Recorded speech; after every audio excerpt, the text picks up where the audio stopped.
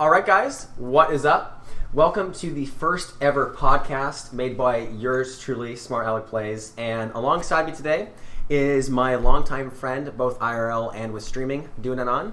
And today we are going to try, again, like I said, the first ever podcast and see where it takes us. So I kind of want to discuss a lot of things today, particularly in regards to streaming. I want to talk about kind of like, how we got what we're doing, the content we kind of produce outside of it, and just everything about streaming with both of us. So, Duonanon, hope you're doing well, man. And I actually kind of want to start the conversation off with just like how we met. It was kind of a funny story, and it's definitely been a long journey with you. A good one, of course, but a long journey. All right, so I was going out to lunch one day on campus, like before class or something, and obviously lunchtime, everything gets really packed. So I was looking for a seat, and I happened to see him, and I was like, hey, is a seat taken? Can I sit here? And he's like, well, actually, I'm having lunch with my friend, but yeah, that's free. You can sit here. So I took him up on his offer and sat down, and we kind of got to started talking, I asked him about his major. He asked me about mine. Eventually, it kind of led to, like, him mentioning he was streaming, that he was, like, just starting out, 50 followers or something like that. Yeah. And I was like, oh, you stream. I stream. That's so wild. Right. And I was like at somewhere between 80 and 100 followers at that time. The affiliate program was pretty new, and I was looking at getting into that either soon or I was in it at that point. I was like, I'm kind of, getting up there, so to speak, as far as even, minor streamers are concerned. I was, making progress, so I was excited. So I was like, hey, if you need any advice or something, just let me know, and I'd be happy to help.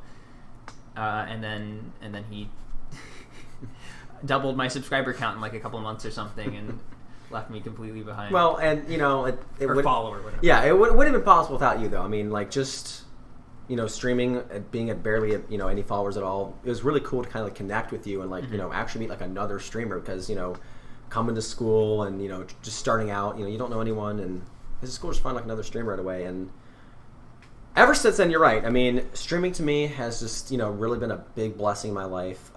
Just the amount of people that I've met through it, the things I've done. It's been one heck of a journey. I've a lot of stress, a lot of work, but so many good blessings and just so many like positive moments. Like, I recommend it to anyone.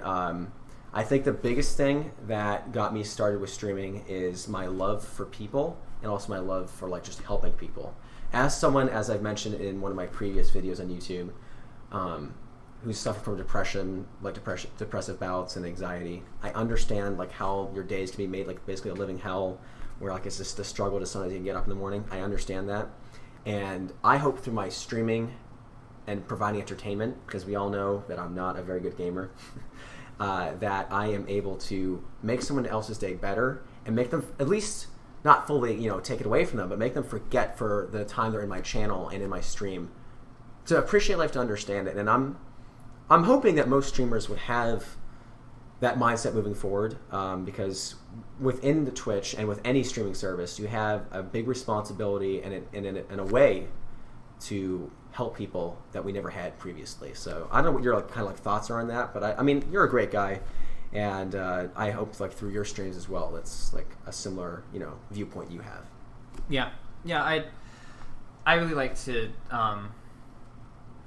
I just love the concept of being able to kind of make people's days better somehow. It's always great.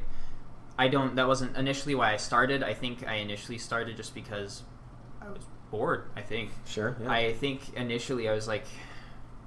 I was really young. I was probably 13 or something at the time. You started streaming? This wasn't when I started streaming. This is when the journey started. And at the time, I was like 13. I was watching, this was, 2012 YouTube. So we had like Markiplier, Jacksepticeye were like really massive at the time. Like they were, they're big now, but they were kind of like the forefront. Yeah, in a lot of ways, I think, as far as gaming and stuff went. Yeah. So what was happening, was a lot of the content on YouTube that was getting a lot of views was Let's Plays and stuff like that. And I was like, well, that's cool. I wouldn't mind trying that. And I kind of started trying to do that. And I don't think I ever actually finished making a Let's Play video. I think I tried several times and then never was kind of satisfied with the conclusion. But what that ended up being was I was like, well, this is frustrating. I can't make these videos. I'm not good at it or something, and I don't like it. I was like, well, what if I tried streaming? Well, streaming, I don't have to sit around and look at a video and be like, oh, well, this is bad. After leaving it for a day or something, coming back and being like, well, I don't like this anymore. I liked it yesterday, but now not anymore. With streaming, it's all happening in the now. You can't look at it an hour from now and be like, actually, I didn't like that past hour of streaming. Let's not release that. Right. I think that's really how I got started. It seemed to make sense for me since I was having so much trouble with Let's Playing or something like that, and I wanted to produce something. It just seemed like the best option at the time. Oh, that's actually... that's pretty cool. Again, definitely some, I guess, different, ways that we got started streaming. But again, yeah, that's cool. I guess, like, as a hobby. Because, for me, it also started as a hobby. Mm-hmm. Thankfully, now that I'm doing it full-time, basically doing it every day, it's definitely entering more, I guess, into the career/job realm. And I say that not as like, okay, like now is my chance to make money. Now is like, this is what I'm going to keep on doing because I only want money. But it's like, it's become a legitimate thing. And it's just crazy. Like, literally when I say I'm blessed, I never thought I'd get past 100 followers. Never thought, I'd get to 500. Mm-hmm. And here we are, at over 1,200 at this point. So right. It's just crazy how things can take off and just like how amazingly supportive people are. Mm-hmm. Yeah. So... had a lot of really dedicated viewers, even with my smaller follower count. People that come in regularly and enjoy my content. I assume, yeah, and that's always it's always nice to know that at least my work is helping somebody. Mm-hmm. At least it's serving something. So for me, since I'm streaming full time, like I said, I obviously plan to keep on streaming. Twitch for me, I love it. I love what I do. I love to be able to be a part of the services there that Amazon provides us with. But, I remember when I first met you, we saw, you streaming a whole lot. I remember catching one of your TF2 streams, and it was cool. And then, a couple weeks, okay, no stream for Duonanon. Oh, and then like a month later, okay, then there's a stream. And then fast forward to now, we have no streams from Mr. Duonanon here. And quite curious, man. What exactly happened to you streaming, and like, will you ever make a comeback? Like, what's on the agenda here?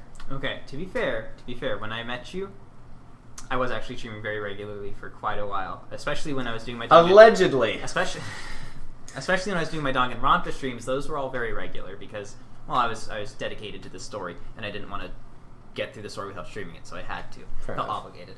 But yeah, I did. It did kind of peter out. And the problem was essentially I didn't feel like I felt like there's, this kind of bargain, so to speak, between the viewer and the streamer, and it's like, the streamer puts out quality content and the viewer watches it, and that's kind of the deal, Right. You get to watch quality content if I produce it, but I have to produce quality content if I want you to watch it. Right. And I felt like I wasn't producing that quality content, or at least not regularly, and I just felt bad about it, and I was like, okay, well, I don't want any false pretenses, so I'm just gonna quit. Sure. Stop doing it, and then there's no false pretenses. Nobody will be like, well, you keep saying you're gonna stream, but where is it? Where's the stream that you keep saying you're gonna do? And I was just like, well, I won't do it. But I've missed it a lot, honestly. Yeah, it's something that was really important to me for a long time, and it's something that I've come to miss because it's really fun. The interaction, that's one of the things that really drove me to Twitch is the fact that you can interact live with people, and that's not having that interaction. It's something you miss. Yeah, absolutely. It's a big part. The community is a massive part of a Twitch. If you don't have, without community, Twitch is basically it's boring. I don't like watching big streamers because it's like I don't feel connected. There's no there's no connection. Essentially, it's just like a stream of emotes and stuff like that. Generally. Like watching curated content on YouTube from those guys, yeah, that's perfectly fine. Sure. But if I want to watch something on Twitch, I want to watch somebody where I can, even if I'm not talking to the streamer, talk to the chat. Right. Because like Twitch is all about, as Duonanon mentioned, it's all about being in the moment. It's that's what live streaming is, and you're right. It is a really cool concept that it doesn't matter, if you just like something you did, it just you keep going with it. You really, go with the flow. And that's what I like about Twitch, though, because it makes you a very versatile, entertainer. Like, you have to be able to adapt to every single situation. It's a lot of improv skills is what it Exactly. is. And it's really cool, though, that we're, anyone could do it now. Mm-hmm. Yeah. And, hearing us talk about our journeys, if I can do it, Well, I mean, that means basically anyone can do it. But like to anyone watching right now, except me, I can't do that. To anyone watching right now, I think like the biggest thing is if you have a dream, whether it be through streaming, through entertaining, or something else, now is the time to do it. Like we're almost in 2020, which is hard to believe, and we have so much tech available. We have so many like resources available for us, and just go for it, man. Like it's that simple. Like I remember just like having the idea to stream, and I was like, wow, would I be able to do this? I was like, I have no idea, quite honestly. Let's see what we can do, and here I am, now producing YouTube content and stream content for Twitch.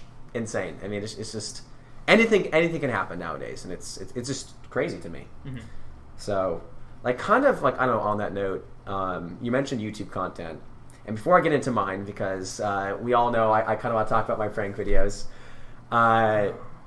Okay, maybe we need to get into this right now. So, like I said, Duonanon are good friends, and we chilled for a while before we got ready for the podcast. Kind of got our ideas together, and while we were hanging out, I told him, I was like, hey man, I'm always gonna keep doing my gaming entertainment on Twitch, but I want to take my YouTube in a bit of a different direction. I've been trying to experiment with some prank videos, and lo and behold, my most watched, pretty much at this point, my most liked, and my quickest growing video on YouTube right now is indeed a prank video. And I told him, and his reaction, of course, was quite priceless. And so for me, in terms of content creation for YouTube, we'll keep having some gaming things here and there. But yes, pranking is definitely going to be a solid part of it because you guys have responded super, super well to it. So Duonanon, looks like you have maybe you don't, but it looks like you have some things you want to share here about prank YouTube videos, or maybe my videos in general. I'm kind of curious to hear your thoughts about YouTube content and what I do. I do not like prank videos. Who knew? I don't know if you could have, inferred that from my reactions throughout that entire thing, but not a massive fan of YouTube prank videos. Not exactly my favorite content, but I make stuff for YouTube occasionally. I've wanted to write scripted stuff, mm-hmm. especially. I've tried that a few times, some more successfully than others, and I don't know. I think with the scripted stuff, I would like to do stuff that's like scripted comedically. But the problem is writing comedic scripts. Mm-hmm. It's very much just writing scripts in general. It's like it's very much a learning process. You have to write and you have to write and you have to write and iterate, and you get better at it. Mm-hmm. But when you're just starting out, it's like, okay, well, this is that's not good. That's mediocre. That's awful. Or you screw up part of the editing process or whatever. But right. It's very much something I'd like to get into. I mean, currently all I produce is essentially meme videos, and even then, not many of those. They're all like anywhere from 3 to 10 or 12 seconds when long. You say meme videos, so again, most of the Smartal Squad will know how little I know of memes and memes in general. What do you mean? Wait, so for meme videos, like, is it like actual memes that are going viral, or like do you just make your own meme and hope it takes off? Like I don't understand. And what's the point of watching a meme video if it's 10 seconds? I don't get it. It's what is the like? It's for a quick laugh. That's all it is. It's just a quick laugh. It's like, oh, okay, haha, that was kind of funny. Let's see. Okay, now we have a good thing here. You say you don't like prank videos, but all prank videos are for is like quick laugh, right? Yeah, but right. I'm right. Okay, right. I see where you're going with this, but I don't agree. I don't think they're entirely comparable. Well, I mean, as long as you're laughing, isn't it comparable at the end of the day? Well, I'm not laughing at prank videos, though. That's the problem. But I mean, like the stuff I make, or the stuff I have made, the short stuff, which are just like one-off kind of joke stuff. It's like, just kind of going off of general culture at the time, I guess, on the internet. Stuff that maybe is kind of relevant. Sometimes it's not even relevant. Sometimes I just see something like, you know what, that reminds me of this other thing. I'll put them together, and that's perfectly fine. I mean, like, my most viewed video is probably one of the worst things I've ever produced, and it's got like 12,000 views. It's just... Wait, whoa, 12K, huh? Yeah, it's... What was that? There was a mentalist... Dang, 12K! there was a Mentos ad a while back for their gum line or whatever. Oh, or mints, whatever. Yeah. Yeah, and they had they created these little Yeti characters or whatever for the ad because it's supposed to be it's peppermint, it's cold. That's the general concept. And one of them dabs. And it upset me greatly. I was Of course, it had to be. I was upset by the company, daring to do something like that. So I just put a little bass boost on it, some discoloration, stuff like that, and released it. Essentially, that was the whole thing. Let me stop him. By the way, this is the guy that is getting mad at me for making prank videos. Continue. But this one, it does have 12,000 views. 12 that seconds. Cannot be denied. 12 seconds. I mean, it's short and sweet. But it was just I just put some bass boost and stuff over it just because I thought it was dumb, and I put it up, and then lo and behold, 12,000 people watched it. Why are you people watching this video? It's one of the dumbest things I've ever made, especially considering the stuff I make, which is already dumb. Right. And Sorry, it's also didn't agree to that. It's not even well edited. At the end, it drops to 3 frames a second or something like that. Really? Yeah. Okay, now I was going to watch the video just to see if it's a train wreck or not. But I mean, it's not awful, but sure. It's all the editing and stuff. It looks like stuff is happening slowly, and you hear this bass boosting of the audio. It's just absolutely horrible at the very end. So I obviously love what I do on Twitch, but like I said, I want to go more to the prank realm of things. A lot of people have said that when they hear me speak, or when they hear my energy, they say that it is more of that stereotypical, generic, hype YouTuber voice. And, I feel like in some ways it kind of suits me. I want to do that moving forward. And then, of course, you have your meme video stuff. It suits to your humor and, to, I guess, some people watching it. So do you think then, what would to you would constitute a good YouTuber? Breaking the algorithm is one thing, but it doesn't necessarily mean that you're a good YouTuber by doing so. What in terms of talent and quality would you consider? Let's say, okay, that guy, I love watching his content. It's solid. He's got a lot of views. He's doing everything right, but he's not doing your basic or cringy stuff just to kind of break it. Well, it depends on your definition of a good YouTuber. Okay. You could say somebody's a good YouTuber just because they're successful.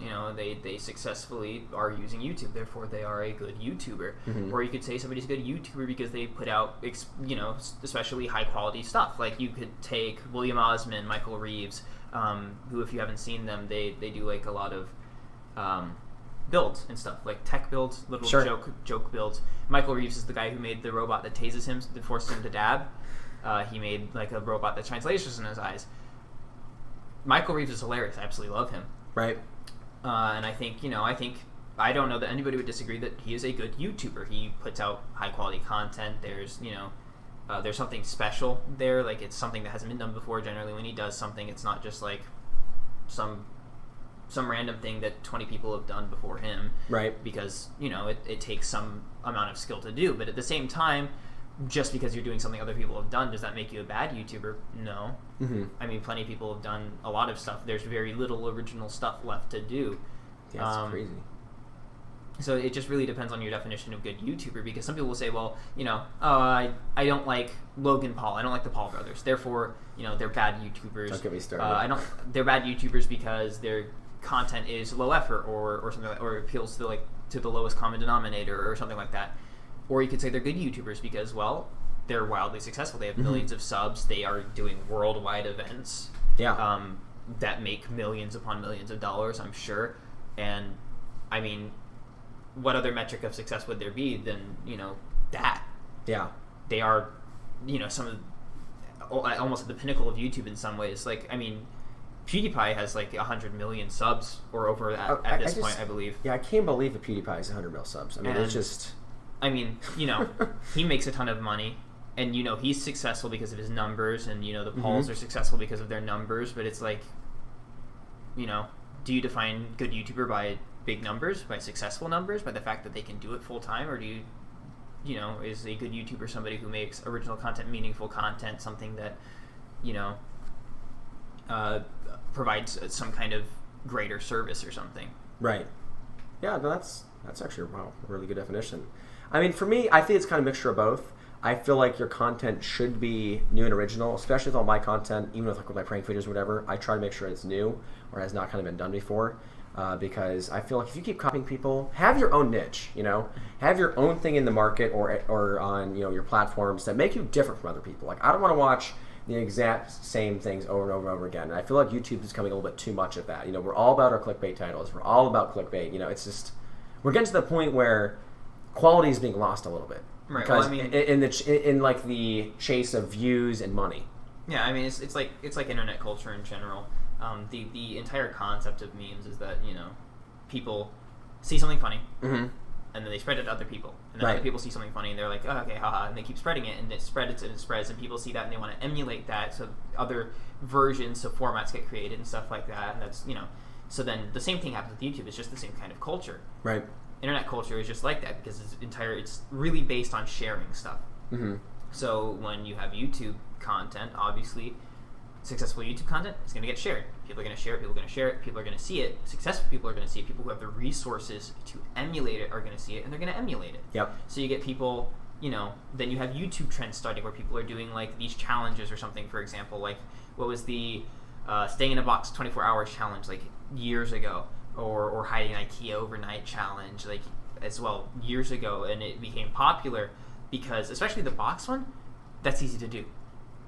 Easy to fake. Yeah. You can make a video for that so easily. It doesn't take any effort, and people are going to watch it because that's what's hot. Yeah. Then there was like cutting things with a hot knife. It just that's how YouTube works. Stuff happens, trends start, people follow the trends, and then a new trend starts and it repeats. And that's just kind of how a sharing culture like this works. Yeah, just a vicious circle. So, all right, kind of curious. Who's your favorite YouTuber then? If you don't say me, you're immediately nowhere. He'll never become. Or he'll never come back in the podcast. It's a trick question. Don't tell them. You're fired from being my friend. I don't want to talk to you.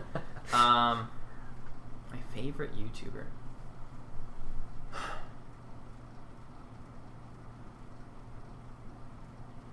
That's actually a really hard one.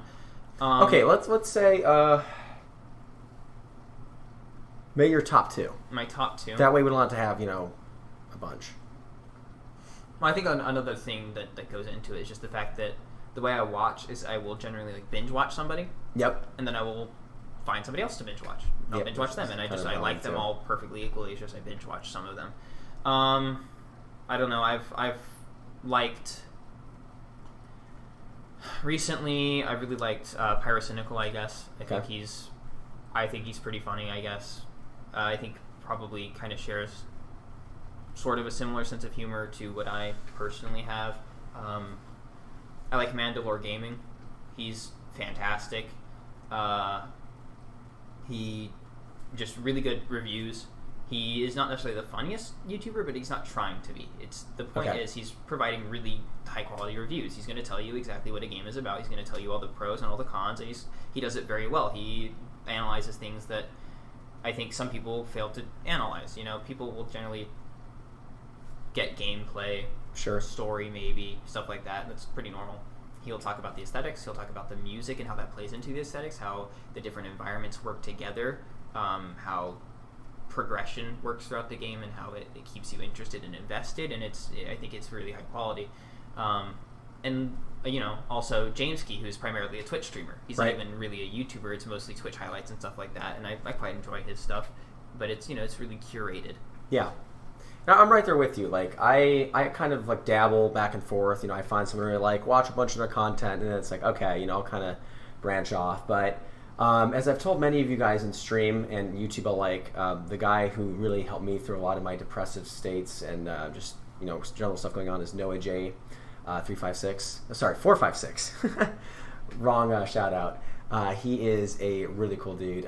He's a zombie streamer, and through him, I found out about zombies mods, and here I am, about 3 years later, streaming zombies myself, and it's really cool because, like, watching him, I was like, wow, he's helping so many people, including myself. I want to do the exact same thing. Of course, not doing the exact same way, but I want to, be like he is and kind of give streaming it a shot. So again, if it wasn't for him, you probably would not see me here today. Doing what I'm doing. And then if you guys are like Duonanon, excuse me, and you hate pranks, You're gonna want to cover your ears for this next YouTuber I'm gonna say I like. Christian Hanby, the prank YouTuber. He does a lot of, like the like each prank has a theme. He does a ton of those, and that guy makes even like the simplest stuff funny. And he really does like help me. Like, let's say I'm having a bad day, just like watch a quick prank video that he puts out. Hilarious stuff. I know a lot of people disagree with me, but Christian Hanby is definitely one of my favorite YouTubers as of right now. So it's just it's just crazy that like I don't even know how it was back in the day having to like have cable or something else and not have YouTube. Like, think about it. When is the last time any of you have ever like gone like, oh my goodness, what's on the TV? Where's cable to watch? Because like cable, what? Like the last time I've watched it is probably been like 4 to 5 years ago. Mm-hmm. Like literally everything I want is on YouTube, or anything else I want. Like, because you guys know I love my Steelers, I love sports. I'll watch it on my phone. I don't need cable, and it's a needless expense. Like when I first moved into my place here, they're like, oh, and do you want cable? I'm like, why would I? I mean, like that's just gonna rob me of more money. I'll get Netflix if I really wanted that. So I just can't imagine not having YouTube. I mean, it's become such a driving force for entertainment. It's like the thing to watch. Yeah, I mean, even when I was a kid, when I was watching TV regularly, because, turn on the TV, cartoons and stuff, always on, sure, just to watch, something to follow. But, like, even then, YouTube was available. I mean, I wasn't watching any content that was anywhere similar to what I would be watching later or am watching now, but I was watching YouTube. Right. I remember when I was young, a lot of the stuff I would watch is Synthesia videos, if you're familiar with those. Not super familiar.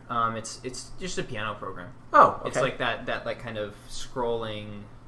More about a relaxing type of thing, or is it just like okay? I just thought it was cool. Okay. So a lot of the ones I would watch were stuff like Death Waltz, Bad Apple, In the Hall of the Mountain King, because those three specifically, what they've done, and there are other ones that I'm forgetting, but those three specifically, what they've done is they've been transposed, mm-hmm, or composed, or whatever the term is, in such a way that they're impossible to play. Really? Yeah, it involves like 10 hands or something like that. Whoa. Because you can do that because it's software. You can just tell it which notes to play.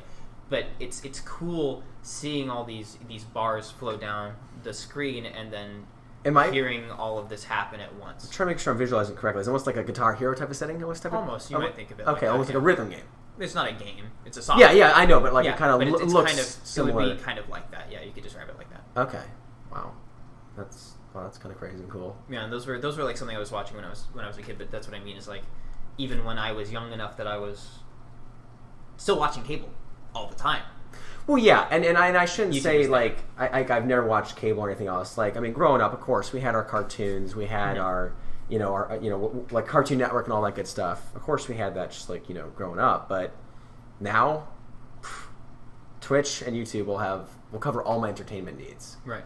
I mean, everyone can do it. Like that's what I've just like mentioned before. Like it doesn't take much. Well, okay, to originally start streaming or doing something on YouTube, you gotta have your ideas, you gotta do what you love, and you gotta have some money to put into it in the beginning. I mean, having PCs, having recording equipment, having cameras. Yeah, it does require an initial investment. Sometimes quite large, depending on the scale and the size of what you're doing. It's not cheap. I mean, as you can tell, this is a high quality setup, and but so anyway, guys. Again, this was our first ever podcast. I hope you guys really did enjoy.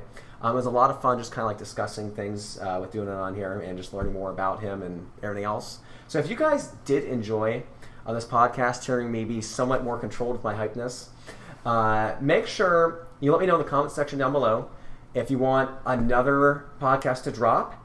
And if you did enjoy today's content, again, I'm kind of tired. If you did enjoy today's content, make sure you leave a like so I know that you guys have enjoyed. And if you are not subbed to my channel already, make sure you drop that subarino. And so don't know anything else you want to say, my man? Prank videos, right? That's what you want to say? No. I know he loves them. I don't want to say that. But, alright guys, hope you enjoyed, and if this takes off, then you can look forward to more of us having a nice chat. See you guys! Blink twice if he kidnaps you.